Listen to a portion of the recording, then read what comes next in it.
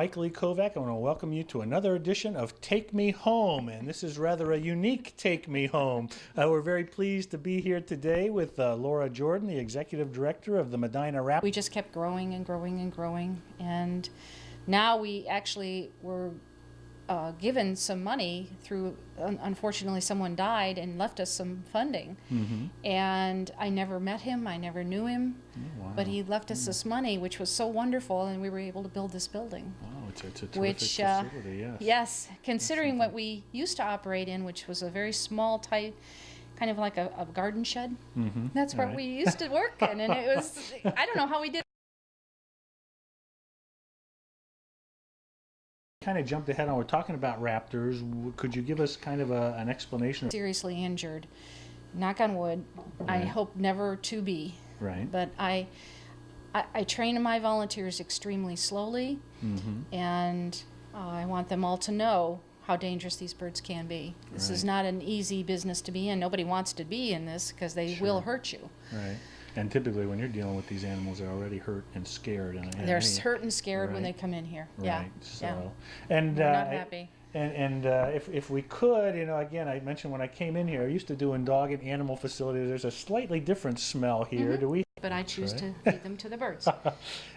And about how much food do you go through here, and what kinds? In one day, I'll go through this. Okay, that all whole of this. that whole bin. Plus, I have some chicks, baby chicks that we use that are day-old cockerels that the poultry people cull and are usually wasted in a trash bag, and we take them and we'll feed them to the birds.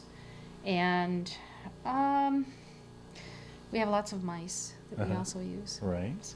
On top of everything that you see here. You know, something else I wanted to just mention, and probably you can expand upon, but the raptors, we talk about being meat eating, they're essentially at the top of their food scale in there, so they're a real indicator of the health of environments. And that's very, I'm glad you brought that up, because we see a lot of that. We see a lot of poisoning, and you know, you could poison a mouse and it will right up the food chain. And the raptor's going to be the one that gets the most of it. It's just a bioaccumulation. So it's one of those things that happens. It's sad.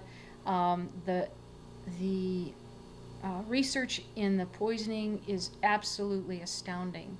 I was at a conference over the weekend, and they said that over 98% of the birds tested in this one research project, and there were hundreds of birds, showed positive to having rodenticide in their bloodstream.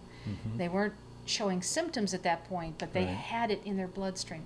So it's a very powerful stuff, and what it does to them on a long-term basis, we don't know, but it is a problem. And I know this was a big concern for me growing up in the 70s. It was a big concern then, and I was mentioning to you before that I've noticed this fall perhaps many more raptors, and I, you know, this was before we set this up, that, you know, and I'm not sure whether that has something to do with you, a more ecological, you know, approach to things here, but I've just noticed a lot more in the, I don't think in the area.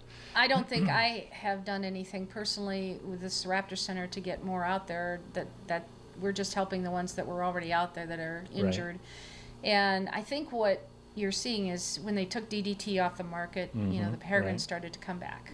And I think that is the